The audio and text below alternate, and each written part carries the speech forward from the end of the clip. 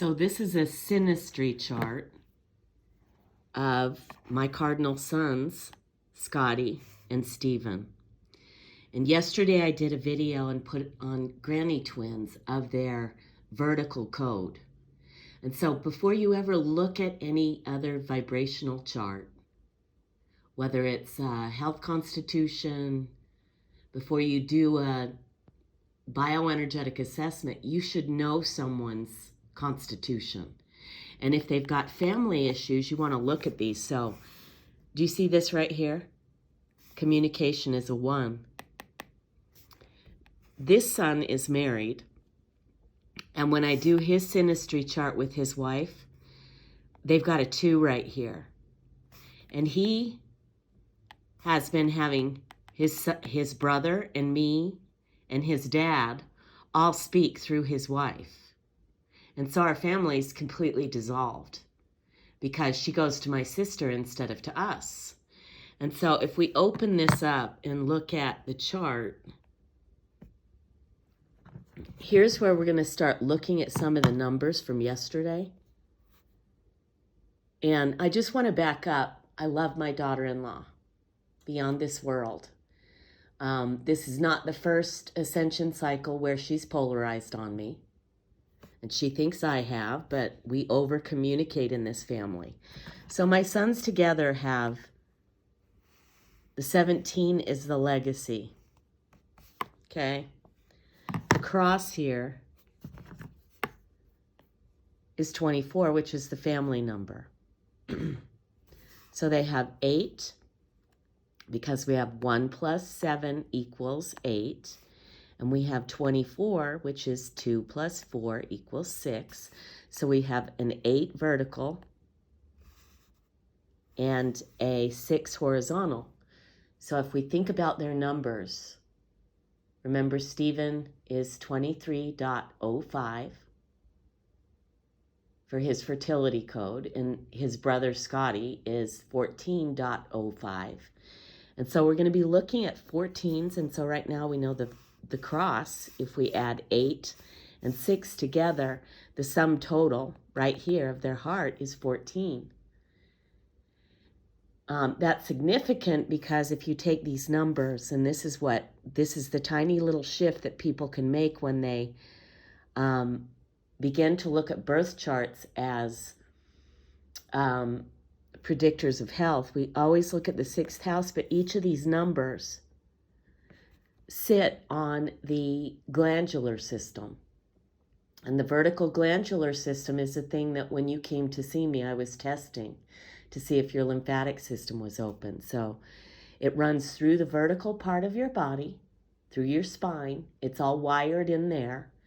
And that's your autonomic nervous system, which is the key to consciousness. Everyone in the world is operating on this clock. Everyone is. We're all connected to this. And so when you can feel the shift happening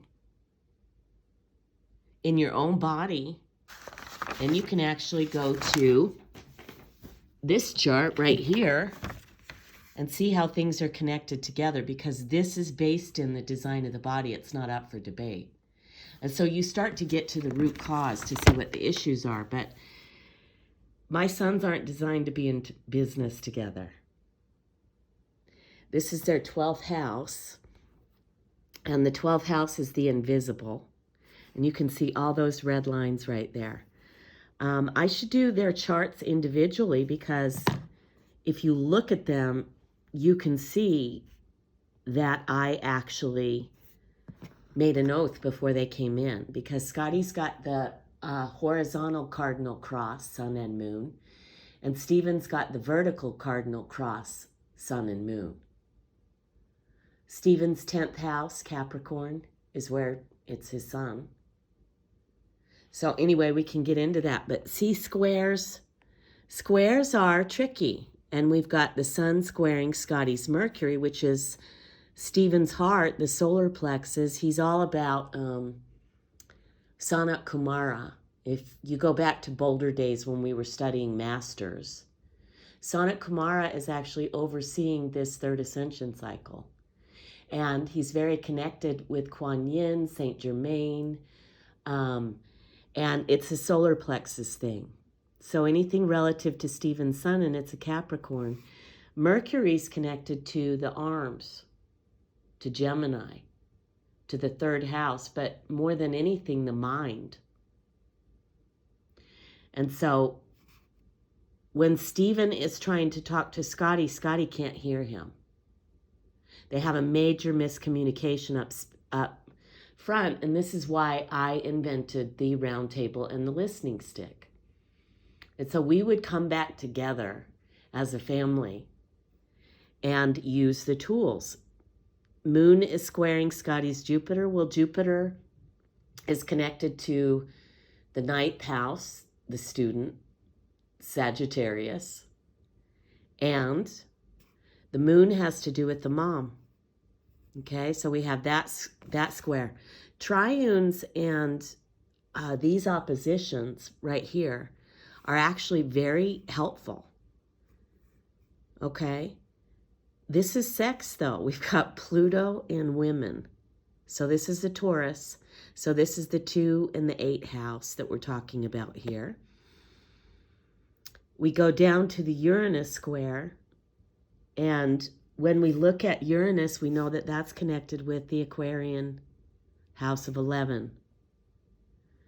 And so, again, squaring Scotty's mind. And then we've got Neptune, which is connected to Pisces, the 12th house, the unseen, the feet, the ground. The Neptune is squaring Scotty's Jupiter again. And so Scotty and Stephen have always had a miscommunication. But it's because they're both leaders. And one's got the cardinal, and one's got the cardinal horizontal and the other the vertical. And so the only way they can come together is if they have a map of the human hologram, and they remember that the tension between them originates inside them.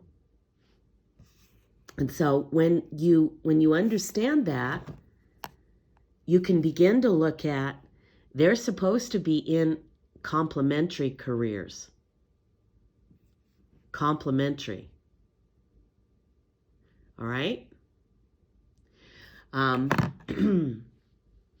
We've been in a paranormal experience in my family because I surrendered my life before my granddaughter came, just like I did before my sons came.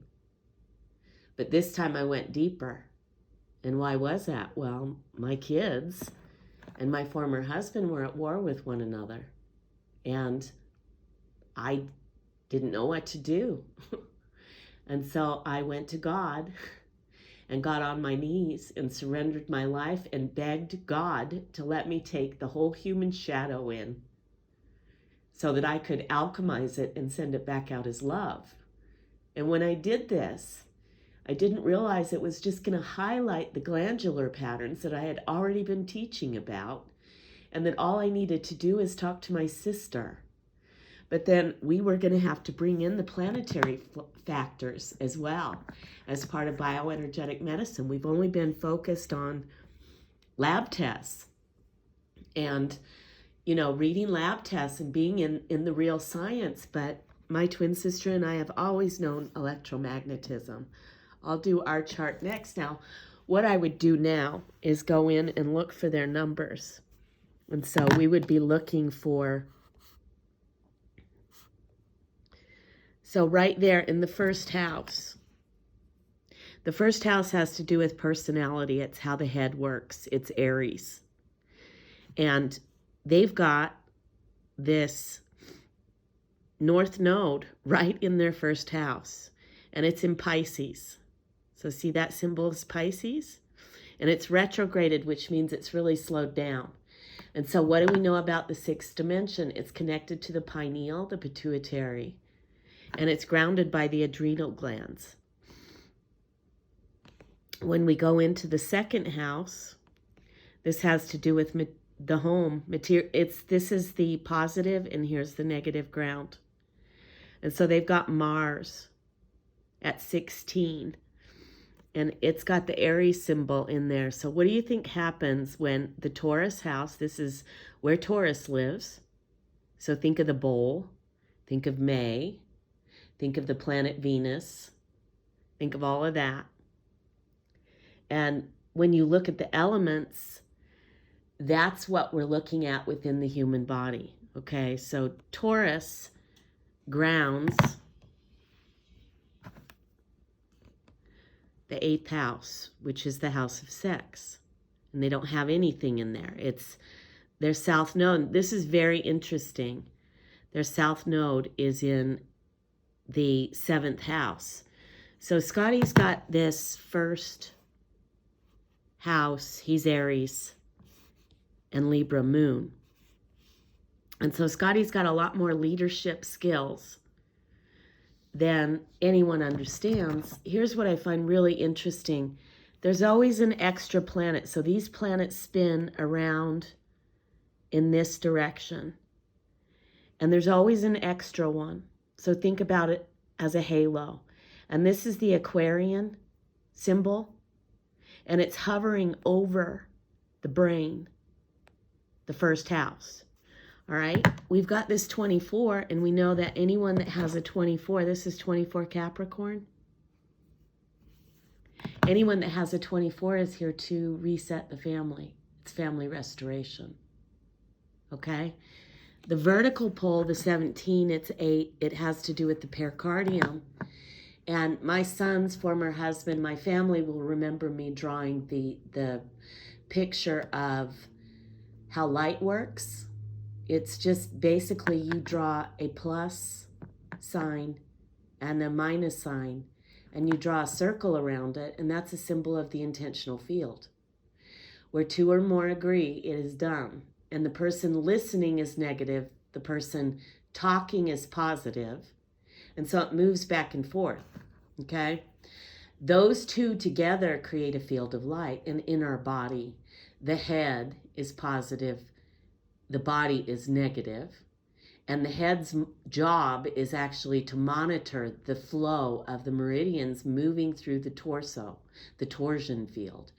And to shift to the inside out model, we have to start putting our head to inside out and understand that the field of light outside isn't real. It's a rotating field. And so you start to see the realness of the magnetism of it when you start looking at symbols showing up. When you start to grab your first thought in the morning. Okay, let's look for other numbers. So we've got the 5 right there. There's the 5. So the numbers we're looking for them are 5s, 7s, and 9s and 4s. Okay, so let's look at these. How do we know? Because that's in the crystalline code that we did yesterday, their vertical code. So there's a 4 right there. There's a 7. And these are Capricorn. That's the sign of Capricorn. And this is the 12th house, which is the unseen things. And so we've got Uranus and Saturn on either side of the sun. So the sun is right there. These are two maleficent planets, okay? So we know that Saturn is connected to Capricorn. And so here it is in its own house in Capricorn at 4. And 4 is Stephen's legacy code, right? I find it interesting that we've got a 0 inside this house. And so it's all Capricorn hidden. We know that Capricorn jump starts everything. And there's Diane's. No, this is the Merlin code. May 3rd is when grandfather Merlin is born. Okay? And so these numbers are going to match up to dates. There's a 5 right there. Do you see it? 14-5. And if it's got antennas, it's Mercury. So there's the mind. And then we've got Neptune. Just think of Zeus. It's at 9. And so there's a humanitarian aspect for the entire Woodland family showing up right here in their chart that they're trying to bring. This X point, this is Earth. This is, if I do their regular charts, Oh, I'm almost at 15 minutes. I'm going to shut this down.